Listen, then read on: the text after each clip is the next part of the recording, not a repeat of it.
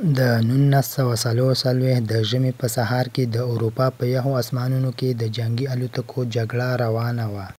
لاندې په ځمکه کې یو زوړ ټانک ورو ورو د دښمن کرښې ته نږدې کېده چې ناڅاپه یوه ستره چاودنه وشوه. هماغه مهال د نورمانډي په ساحل کې زرګونه سرتېري له کښتیو راښکته شول او دښمن په ډز پرله پسې وړاندې کېدل. په لرې ښار کې چې د بمبارۍ له امله ټولې ودانۍ نسکورې شوې وې، تور او سپینې صحنې ښکارېدې. د یوې خټې ډکې مورچې ترڅنګ برتانوي او امریکایي سرتېرو خپلې وسلې پاکولې.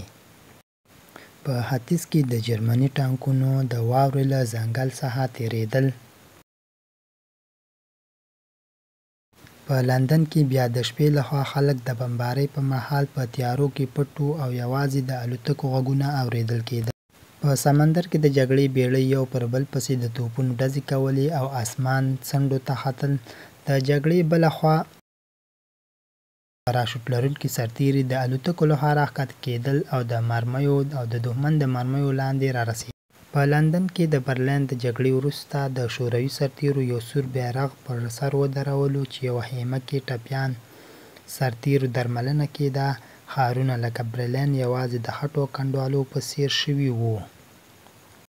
د برلین ښار یوازې د خټو او کنډوالو په څېر پاتې شوی و. د جګړې الوتکه دننه امریکایي پیلوټان د بمبارۍ په ماموریت بوخت وو. د بلې خوا د پرل هاربر برید کې جاپاني الوتکې پر امریکایي بېړیو راښکته شوې وې او سمندر د اور لمبو نیولی و.